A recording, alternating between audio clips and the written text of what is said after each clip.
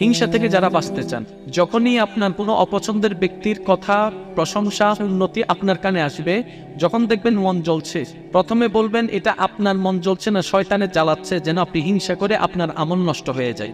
এই প্রথম শয়তানের এই চালাকিটা বুঝে আপনি সাথে সাথে ওইটাকে দমানোর জন্য কি করবেন? আলহামদুলিল্লাহ, আল্লাহ তাকে আরো বাড়াই দেয়, আলহামদুলিল্লাহ সে আরো ভালো করুক, শুধু আলহামদুলিল্লাহ বলে বলে তার প্রশংসা করতে থাকবেন, দেখবেন হিংসা আস্তে আস্তে কমে যাবে। তাহলে হিংসা নষ্ট করার এক বড় হাতিয়ারের নাম কি? যাকে আপনি দেখতে পারেন না, যার কথা শুনলে আপনার মন জ্বলে, যার প্রশংসা শুনলে আপনার মনে ব্যথা লাগে, অনুভব হয়, আজকে থেকে একটা কাজ করবেন, শুধু তার ব্যাপারে কোনো কথা আসলে, সে আপনার সামনে আসলেই শুধু আলহামদুলিল্লাহ বলতে থাকবেন, আলহামদুলিল্লাহ বলতে থাকবেন, মন চাক কিংবা না চাক শুধু বলতে থাকবেন, বলতে থাকবেন। একদিন দেখবেন আপনি জয় হয়ে গিয়েছেন, কারণ আপনি রহমানের বান্দা। তাহলে হিংসা থেকে বাঁচার একটা টেকনিক পালাম ইনশাল্লাহ।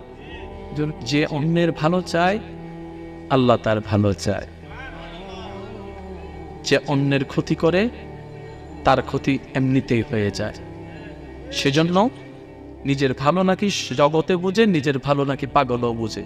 আজকে থেকে অন্যের ভালো করার চেষ্টা করুন, অন্যকে দান করার চেষ্টা করুন। কিচ্ছু দান যদি করতেও না পারেন ভাইয়েরা, অন্তত একটা হাসি দান করে দেন।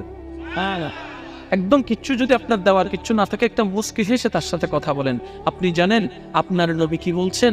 কারোর সাথে কেউ মুস্কি হেসে কথা বলা, এটাও সদকায়ে জারিয়ার একটা অংশ হয়ে যাচ্ছে। আপনি নামাজ পড়ছেন,